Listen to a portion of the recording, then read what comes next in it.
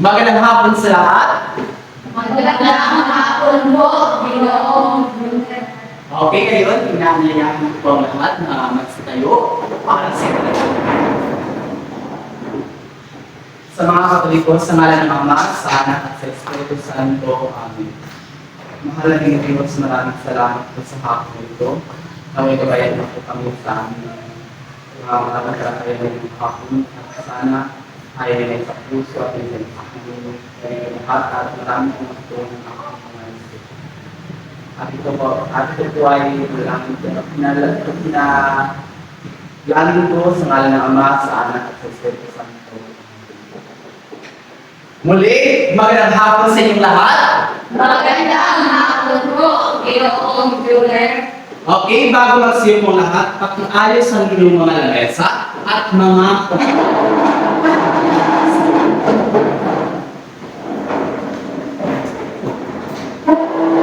siyo po lahat. Okay, guys. Sino ba ang umiban sa class ngayong hapon? Wala ba? Okay, mabuti kung sa ganun. Ngayon, bigyan niyo ng barangay ang inyong mga sarili. Kumusta kayo ngayong hapon? Kayo lang ba yung okay lang? May tanong po, okay lang ba kayo? Ba't napakahina yung boses niyo? Okay lang ba? Okay po. Okay, magaling. Ngayon, class, may ipapakita akong pamantayan. Okay, ito po yung pamantayan sa ating mga gawain. Pero bago yan, babasahin muna natin yung alituntunin sa ating class ngayong hapon. Okay, basahin lang sabay-sabay at malakas. Okay, ito ay tinatawag na batang marikit o yung salitang marikit. Ano yung M? Makinig at sumunod sa panuto ng guro. Ang A?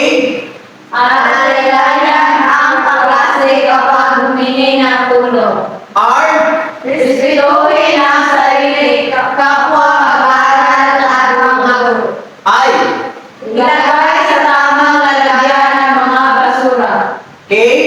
Kalingayan ay iwasan at sundin ang mga paalala ng guro. I? Isa-isip ang mga protokolo sa basuran at kaligtasan. T? Tapat sa lahat ng gawain na hindi agad sumusuko. Kaya natin tumabot, class?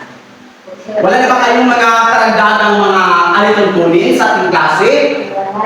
Okay, mabuti kung sa ganun. Ngayon, class, may pauna tayong gawain. Ito ay tinatawag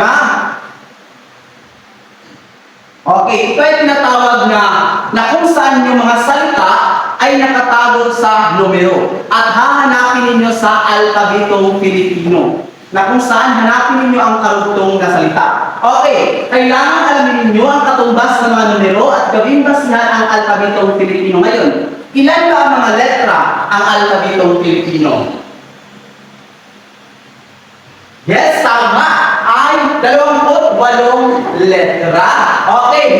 Kung sino ang pangkat ang unang makakuha, ay siyang bibigyan ng puntos. So, at hanapin nyo na ang saktong katumbas sa salita mula sa hawak ninyong salita na siyang ipapaskilin nyo dito sa harapan. Mamaya, ibibigay ko po sa inyo. Katabi ng kasing kahulugan ng salita. Okay, pagkatapos ng ating unang gawain, ay patungo naman tayo sa knock-knock hoster. Alam na ninyo kung ano yung knock-knock hoster? Okay, mahusay. Okay, dito ninyo ipapaskil yung mga salita, class.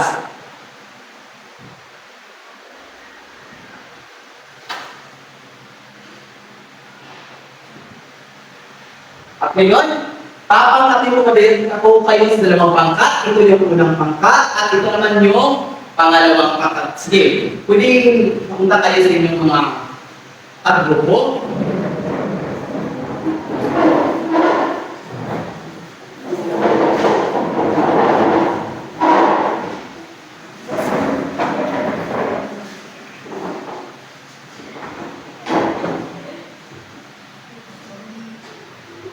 Sa gawain nito, class, ay bibigyan ko lamang kayo ng 2 minuto sa pagtubos ng kanta. Pero bago yan, alamin niyo muna kung ano yung mga salitang nakatago sa mga numero.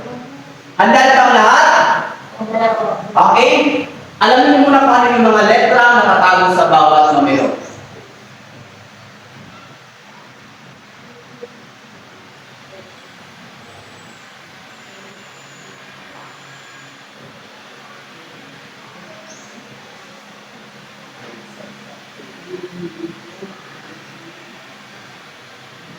Okay, sa mga hindi nakakalam, okay, for example lang po.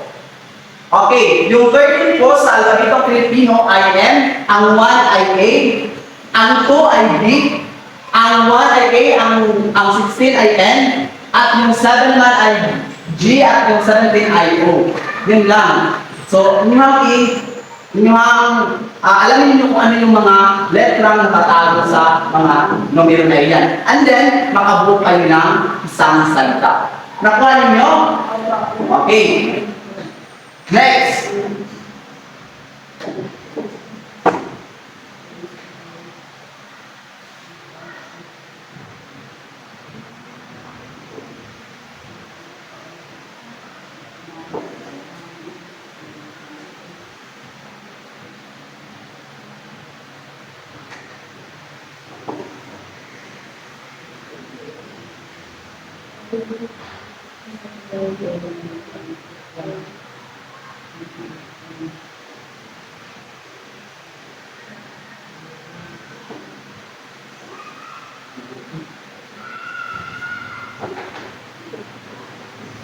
Okay, sino yung nakakuha? Yes, ano yung salitang nagunin nyo? Okay, ang salitang nagunin sa group 1 ay malupit. Okay, next.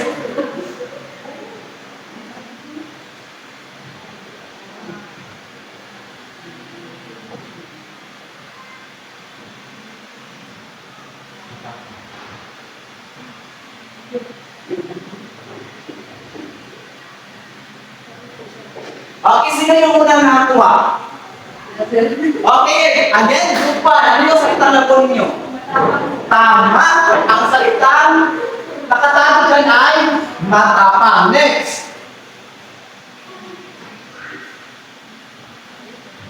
Group 2.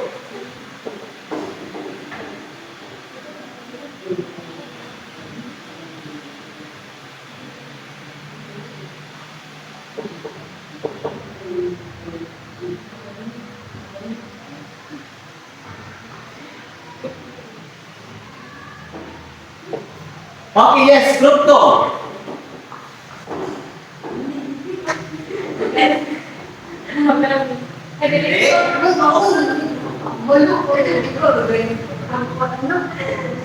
Yes, again, group 1. Yes, ang salita na natawag ko sa mga numero na yan ay nagmamakawa. Okay, last word. Hanapin ninyo, paano yung salita na natawag sa mga numero na yan?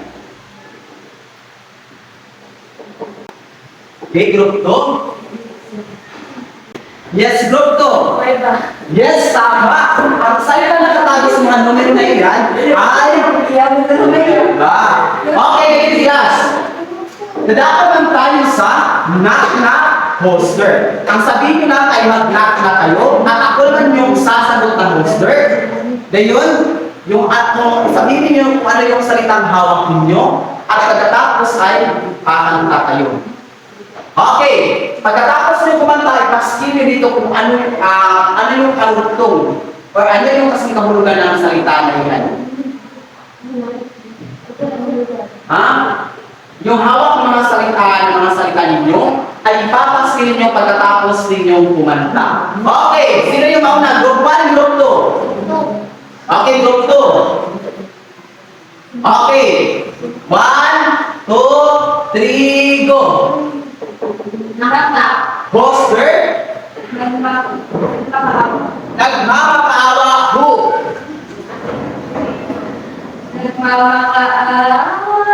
Nagmamakaawa ang puso ko. Nasaan limahin mo ang pag-ahal ko. Wow! Ano ka lang ng inyo kung saan niya, ano yung kasing kahulugan ng salita na yan? Nagmamakaawa.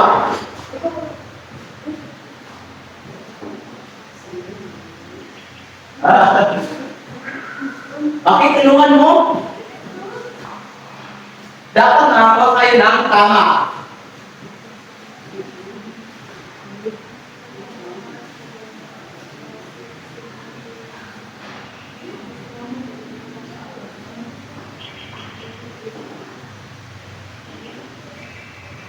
Okay?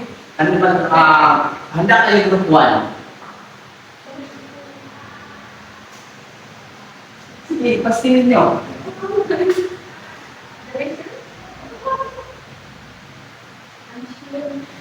Okay. Masiyong mo group 2. Okay ngayon. Dito naman tayo sa group 1. Hoster. Mabango.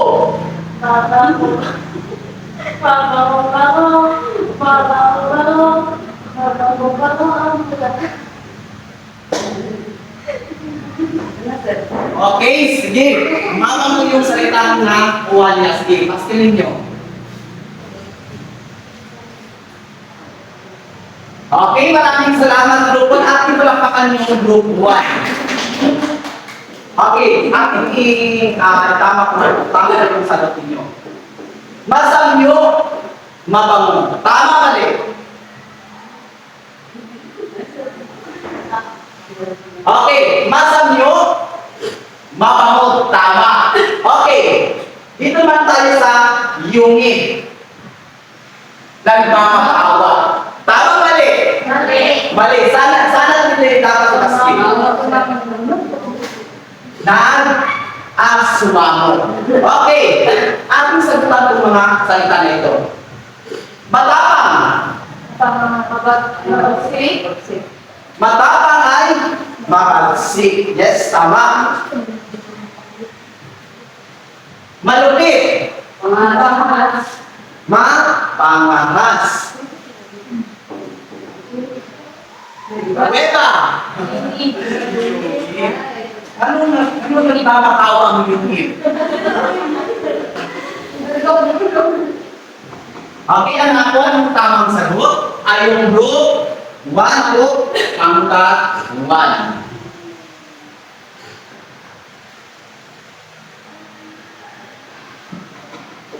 Okay, class. Ano ang inyong damdamin sa ginawang aktibidad? Ano yung nararamdaman ninyo? Okay, may masaya kayo. Excited? Ikaw din yan. Masaya rin. Okay, nahihirapan ba kayong pag-ugnayin ang mga kasikapulugan na salita? At bakit? Ito, nahihirapan ba kayo pag-ugnayin yung mga kasikapulugan na salita? Bakit? Bakit nahihirapan kami? Okay. Yes, may mga salitang hindi kayo pamilyar. Okay, yung iba naman, ikaw doon na.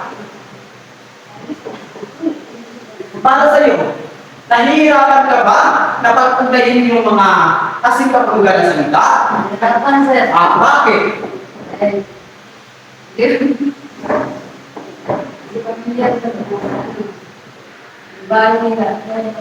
Hindi pamilyar yung mga lingwahe nila?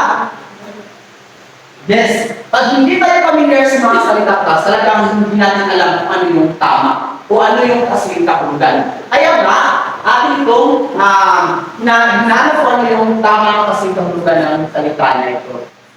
Okay, next na tanong. Isa bang malaking pagsubok sa inyo ang hanapin ang natatagong na letra mula sa mga numero at buuin ito ng isang awit? Yes, bakit masabi mo, Althea?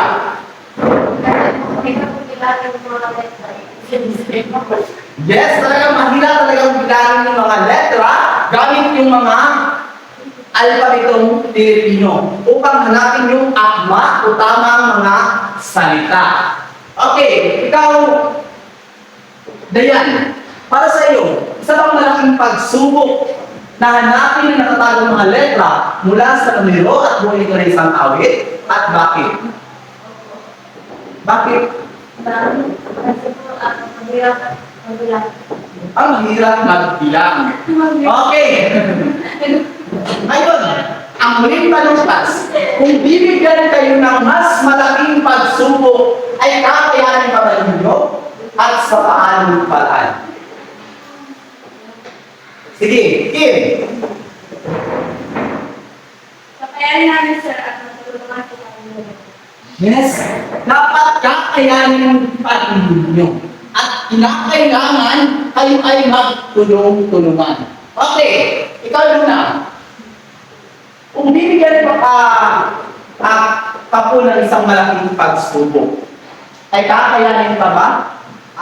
Pabalin? At sa paano ba? Magtulungan? Okay, kahit alam mo yung mga pagsubok na haharapin ninyo, kinakailangan hanapan ninyo ng paraan, manalo kayo sa inyong sarili at sa itaas. Yan lang yung sekreto pang malutas ninyo yung mga suliran na yan. Okay, basahin ang sabay-sabay. Masamatlo, mabango, mapanaas, matapang, mabagsik, malupit, sumamot, nagmamakaawa, yumilip, kuweba. Okay, ang mga salita na ito, class, ay matatagpuan ninyo sa ating paksang tatalakayin ngayong hapon. Okay, ito ay magagamit ninyo dahil may mga salita hindi ninyo alam kung ano yung ibig sabihin. So yung mga masalyo, mapangahas, mabagsik, sumamo, yumil. So ito po yung mga kasing kahulugan yan upang mas lalo ninyong maintindihan. Pero bago yan, babasahin ninyo ng sabay-sabay ang ating layunin sa klase. Ibasahin ng sabay-sabay. Pagkatapos ng kalagayan, ang mga mag-aaral ay inaasahang may pamanalasang pagtulawa sa iyong adarna bilang isang obrang maestra sa Panginoong Pilipino. Nakikilang ako sa mga pangkarang gawain mula sa grupong pinagbibilangan upang iugnay ang sariling karanasan. At nakipagpapagi ang sariling paggamit at sa loobin ng kauhan mula sa ilang bahagi ng akda. Kaya kami itong mapaglas. Sa tulong ninyo ay kaya natin itong abutin ng layunin sa klase na ito. Okay. Pero bago yan, ito yung mga gabay na katanungan. Upang pagkatapos ng ating paksang tatalakayin, ay ito yung sasagutan ninyo ng mga tanong. Okay. Basahin ng sabay-sabay ulit. Sa kasalukuyan, ano ang matinding problema na maaaring makasira sa buhay ng kabataang katulad mo? Pangalawa. Sa inyong palagay, ano ang maaari mong gawin upang hindi ka matalo ng hindi matitibay na relasyon sa inyong buhay? Kung ikaw si Doña Juana, agad-agad mo ba natanggapin ang inaalok na pag-ibig ni Don Juan patay naman sa itinapinanang kasahan? Bakit? Okay, number 4. Kung ikaw si Don Juan, ipakikipag-sabay mo rin ba ang iyong buhay sa diyak na panganib alang-alang sa kalikasan na iyong minamahal? Okay, handa na ba ang lahat? Okay, kung handa na ang lahat, bigyan mo ng 3 bagsak at 1 tadya at ready. 1, 2, 3, go! Ready? Yes, very good. Ito yung video. Manood lahat at ang galing nyo at yung video.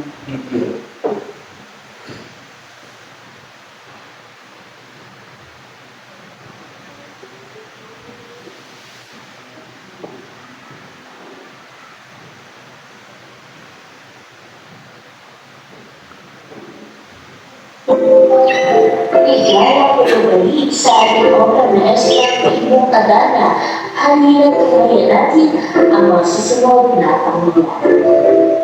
Ang unang pag-ibig ni Don Juan, 3,500 at ito hanggang 3,500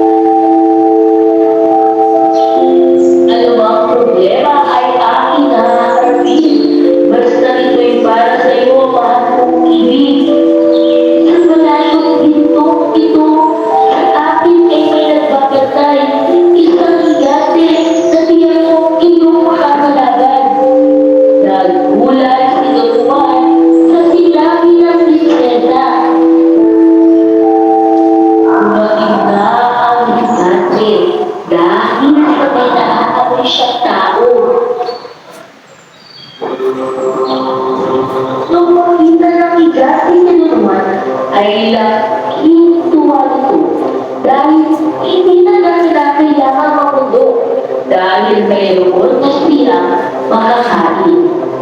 Tunuan, mabuti pa at tumalig ka na. Pagkain!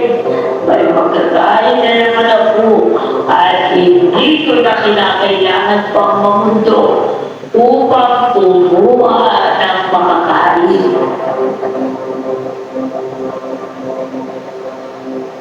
Naghaling si Tunuan at kinalaman ang higase gamit ang kanyang matulis na espada.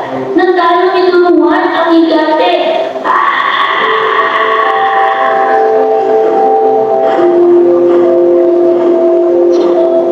Iniling Don Juana na inispasin ang kanyang kapatid na si Dona Leonora dahil ayaw itong umisan ng mag-isa.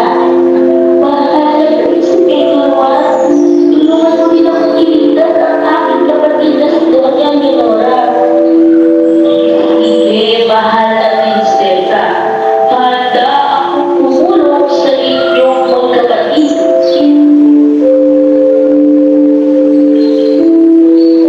Pinalaan niya si Don Juan na mag-ingat dahil sa mabagsik ang batay ni Prinsesa Leonora. Walang iba kundi ang serpiente may 7 ulo. Mahirap itong kalaban dahil nakaligtas kasi ang ulo nito ay muling tutubo at mabubuhay. Subalit pakatandaan ang batay ni Prinsesa Leonora ay serpiente may 7 ulo. Huwag mag-alala, Dona Juana. Ang bilin mo ay aking pakatatandaan. Matatandaan si Prinsesa Leonora sa di kalayo ang palasyo. Ito ang palasyo may malaking hagdanan.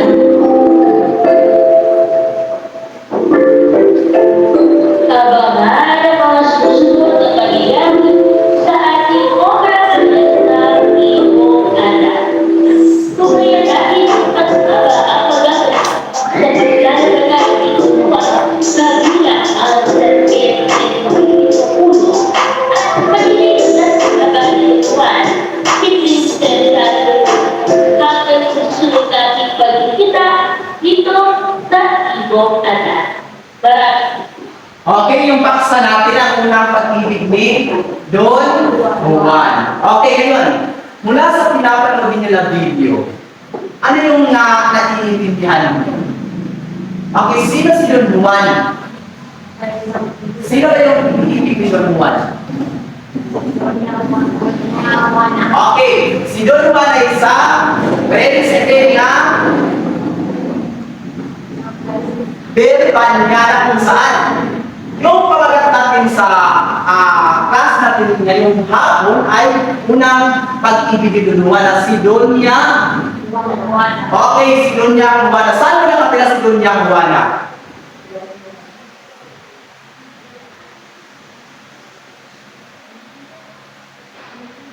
Okay, saan mo nakatira si Doña Juana? Okay, saan mo ba si Don Juan? Yes, sa isang mahiwagang balon na kung saan si Doña Juana ay nakatira sa ilalim ng mahiwagang balon. Ngayon, nung nakarating si Don Juan sa ilalim ng mahiwagang balon, nakita niya si Doña Juana. Ngayon, ang tanong, sino yung nakalaban ni Don Juan? Isang higante na tagabantay ni Doña Juana. Nung nakita ni Don Juan si Doña Juana ay agad siyang umibig.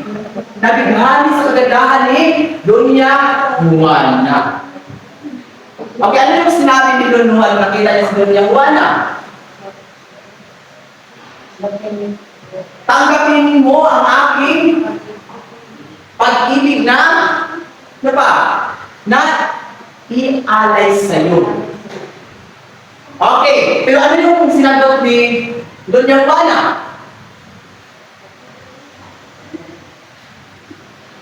Yes, Kim.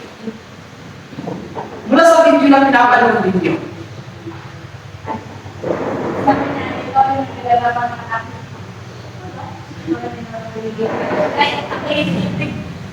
Yes, ay muli si Don Juan ay masama, nagbihanan din kay Don Juan. Pero pagkatapos, ano yung kahilingan ni Don Juana? Okay, yes, Altia. Tulungan ang kanyang kapatid na si Doña Leonora. Na kung saan? Saan yung nakatira si Doña Leonora?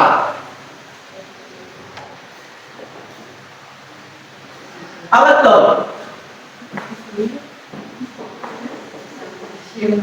Yes, isang maliblib na palasyo at saan siya yung may tagabantay na isang serpiente may pitong ulo.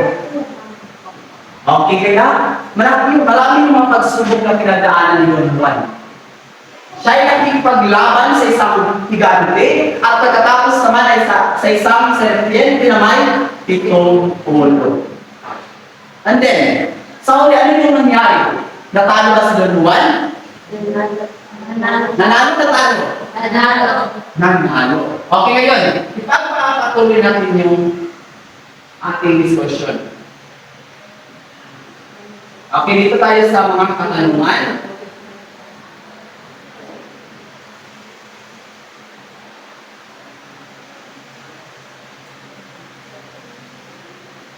Okay.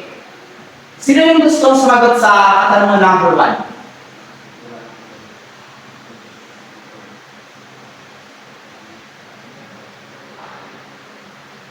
Okay, Kim. Sa kasalukuyan, ano ang matinding problema na maaaring makasira sa buhay ng kabataang katulad mo? Yes, Kim. Bakit pag-iinom ng alak? Yes, sabi ng maaaring yung pag-iinom ng alak. Ikaw yun na. Sa kasalukuyan, ano ang matinding problema na maaaring makasira sa buhay ng kabataang katulad mo? Yun na.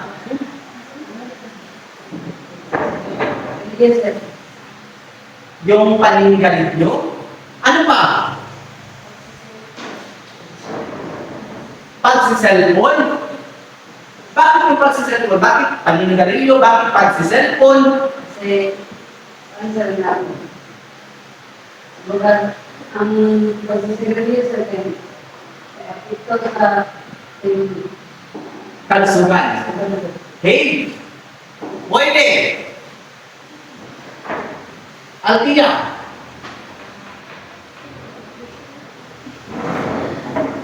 para sa akin sila sa iba ko depression. Kasi, Depression. Pwede. Depression sa anong dahilan? Depression sa pag-ibig? Depression sa mga akats? pamilya. Pamilya? Bakit nasabi mong depression?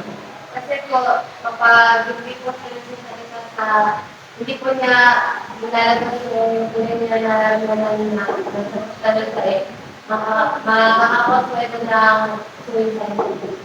Yes! Pwede! Okay. Sa kasalukuyan natin ngayon, class, sa mga kabataan sa makabagong generasyon, talagang yung matinding problema na maaaring makasira sa buhay ng kabataan katulad ninyo ay yung sa pag-ibig. Sino ang nakakaranas nito na umiibig na isang lalaki? Di ba? Kung mahigog magaling ka, di ba? Kung ma-attach kayo kayo sa katao, ma-action nila ka. Kung lagi mo sa katao, bisan nag-unsa ang mga problema, ano yung mga suliranin na haharapin sa inyong relasyon, dapat talaga ninyong ipaglaban. Umabot ang time na magbulag mo, ano yung mangyayari? Sa iba niya mag-suicide, ma-depress, pumasok sa mga masasamang bisyo, yung paninggarilyo, mag-drugs, ano ba? At marami pang iba. Munang huwag tayong padalos-dalos pagdating sa pag-ibig. Nakabay uban na kung mag-ibig, makuratan lang, mag-ninyo, mapuros. Hindi na mali ka yan. Okay, sa pangalawang tanong naman, sa inyong palagay, ano ang maaaring mong gawin upang hindi ka matalo na matinding problema sa nadarating sa iyong buhay? Ano yung maaaring gawin mo upang hindi ka matalo sa matinding problema na darating sa inyong buhay? Yes, Dayan. Maging positibo tayo sa sarili. Ha? Kinakailangan positibo yung mga pananaw natin. At kinakailangan tayo ay magpatuloy sa ating buhay. Okay, Althea, may karagdagang sagot? Di wala. Sa pangatlo naman, kung ikaw sinunyagawa na agad-agad bang tatanggapin ang inaalok na pag-ibig ni Duluan, batay na lamang sa ipinakita niyang lakas at tapang. Bakit? Kung kamu sinunyagawa na, agad-agad mo bang tatanggapin ang inaalok na pag-ibig ni Duluan? Okay, bakit? Bakit mo nasabi doon na lang hindi? Kasi, hindi ko pa siya ganun kilala. Dahil hindi mo pa siya gaano kilala? Okay, Kim. Para sa akin sa hindi kasi,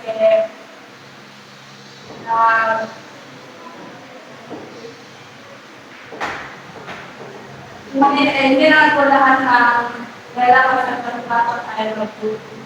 Yes. Tama yung sinasabi ninyo. Huwag tayong agad-agad na maniniwala sa isang tao.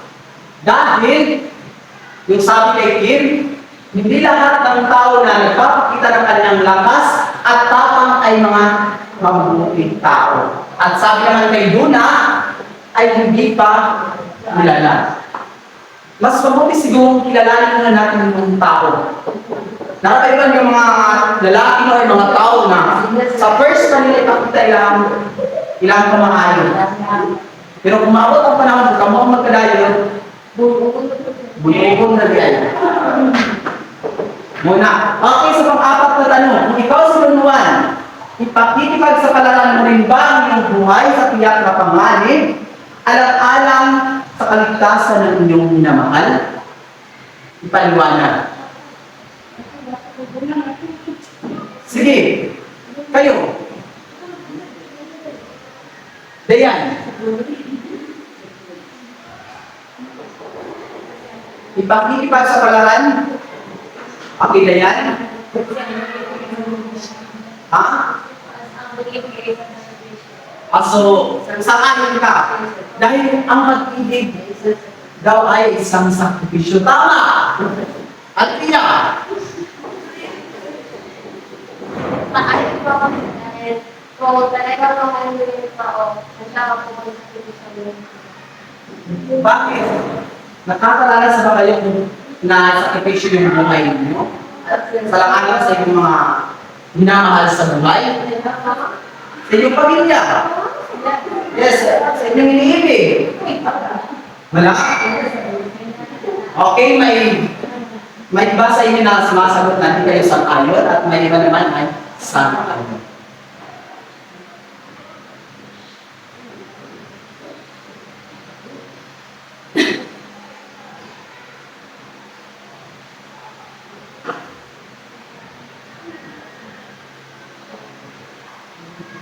Okay, class. Wala na ba kayong karagdagang sagot sa mga katanungan? Okay. Mabuti kung sa ganun. Ngayon, dadako naman tayo sa susunod na gawain.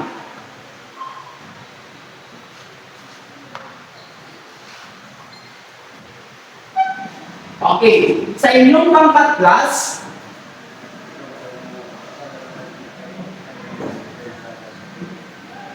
bago ninyo gagawin yung mga gawain nyo, okay, basahin lang sabay-sabay. Siguraduhin tahimik ang inyong mga kagrupo habang ginagawa ang gawain. Magandang ipagkalaan ang idea at opinyon ng bawat membro ng pangkat. Gawin ang gawain ng sama-sama at may kooperasyon ng lahat. Sa Tapusin ang gawain sa takdang oras. Okay, sa unang pangkat ay gagawa kayo ng isang pagsasalula, hindi sa pagsang pinalakay. At yung pangalawang pangkat naman ay gumagawa kayo ng isang salitong proposisyon na tula at napakanin nyo ng tulog. At bibigyan ko kayo ng 5 minuto. Okay, nakuha ninyo? Okay, yung tinalakay natin. Yung unang tibok, niluluman. Okay, pwede mo pamantayan.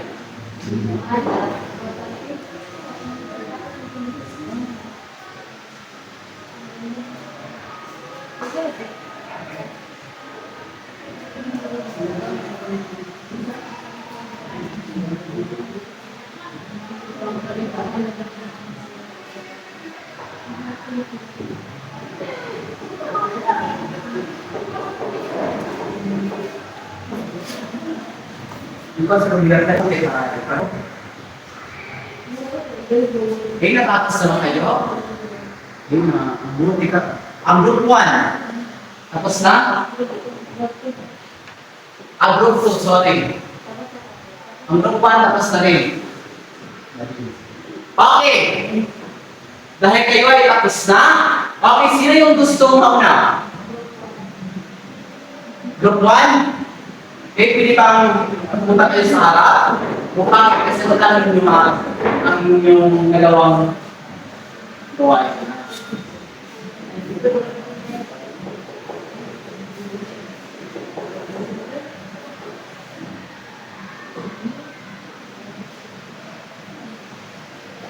Ang ganda nito. Ano yung pangalan na binibili? Ako ay sa binibili. Ako naman si ano yung pag-ibig na natin pag-ibig? Hindi ko iniisip ko pa na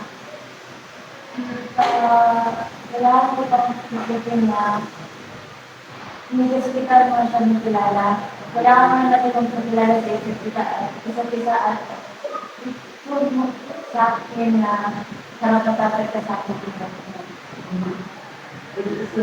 Okay, maraming salamat pang katulungan. Yung ginagawa nyo ng gabay tungkol sa pag-ibig, na kung saan may karugtong sa ating pasang tinalakay. Okay, maraming salamat Group 1. Next, Group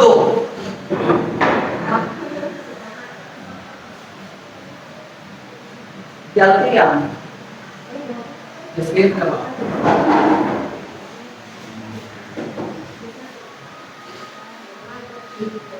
Mahal kong Juana, ikaw ay aking iniibig.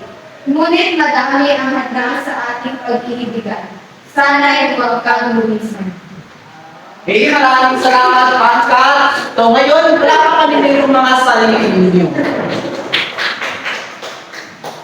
Okay, mula sa presentasyon sa Group 1, ay bibigyan ko kayo ng 20 puntos. At kung saan yung presentasyon ninyo, ay bibigyan ko kayo ng 20, so sa nilalaman. At yung pagkakaisa is 5, and then 5 ulit sa inyong boses. So 20. Okay, yung pangkatlo naman.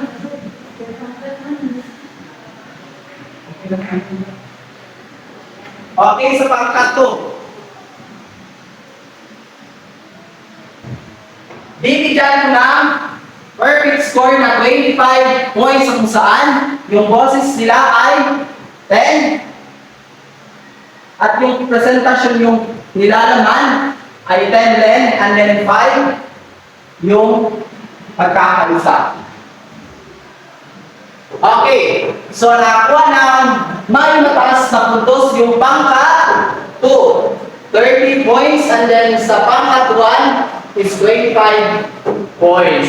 Okay, ang nanalo po is yung pangkat 2. Ngayon class, dito naman tayo sa pulot of the day. Bakit mahalaga maging matapang sa harap ng mga pagsubok alang-alang sa ating mga mahal sa buhay? Okay, bakit mahalaga maging matapang sa sa harap ng mga pagsubok alang-alang sa ating mga mahal sa buhay.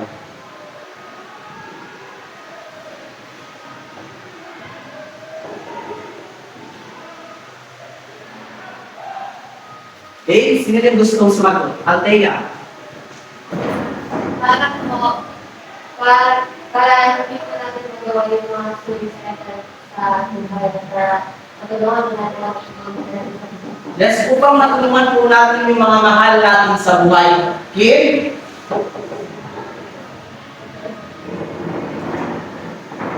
Upang makayanin natin ang lahat ng ating problema at hindi tayo mapunta sa sitwasyon na nabubuhay. Yes, upang, ano yung sabi mo, Kim? Upang hindi mapunta sa sama-samang desisyon. Okay, doon na.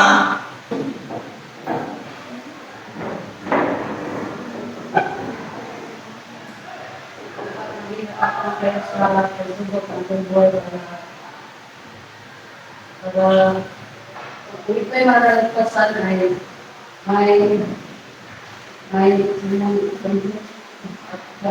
walang nang meron kang may darating na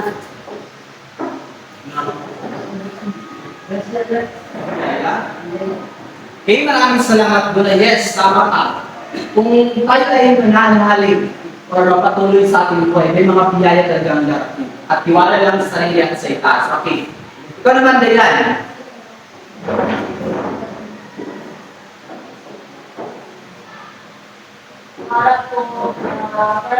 Para po tayo maging handa sa mga magiging nangyari sa susunod panahon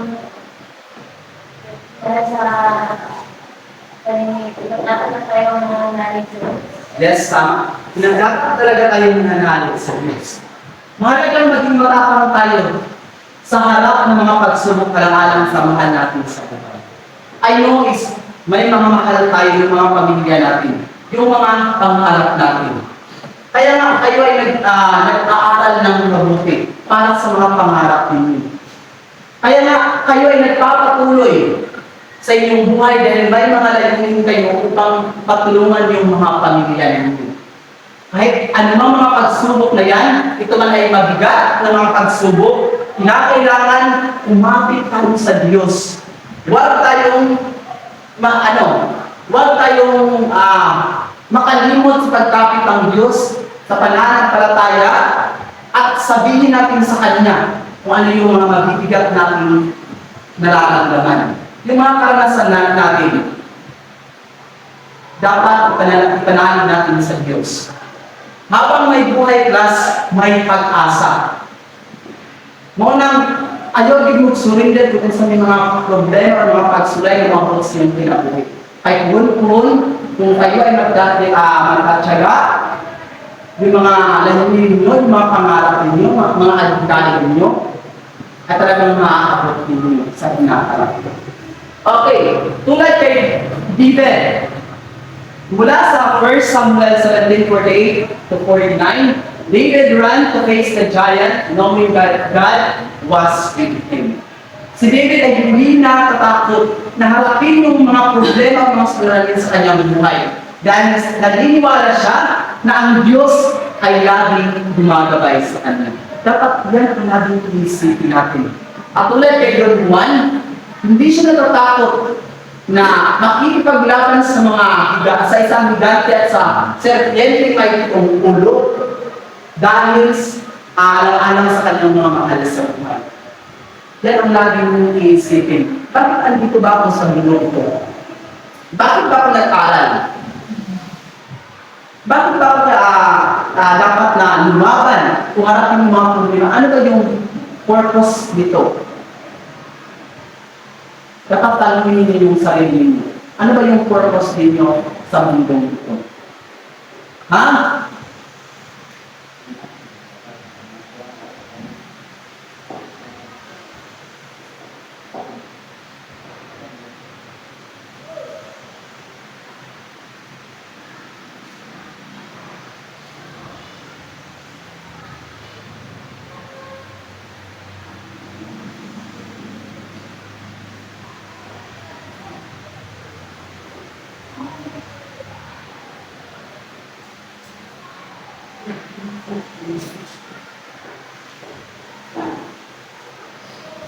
Hindi tayo sa tubig.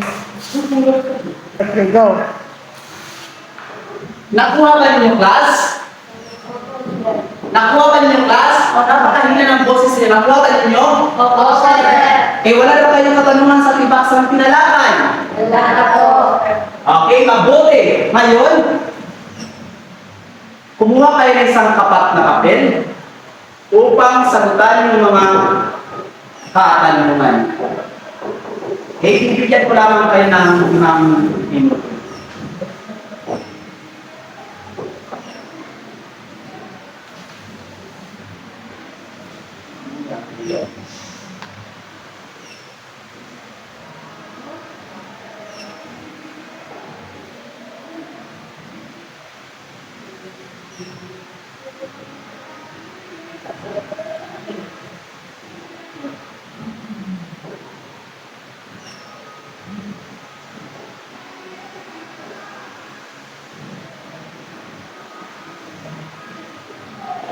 Okay, time's up. Naubos na pang oras. Pakipasa yung mga papel niya dito sa harap. Okay?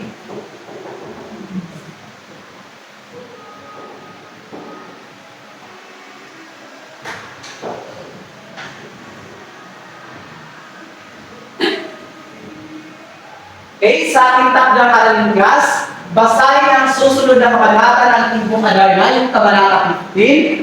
Sulat sa buong papel ang mga importanteng nangyayari mula sa akda na inyong binasa. Okay, nakuha ba ninyo? Opo, sir. Okay, ngayon, muli ako po si Ginoong Junior Murichay, yung guro ninyo sa Pilipino. At paalam na class. Paalam na po, Ginoong Junior. Maraming salamat po. Okay, maraming salamat.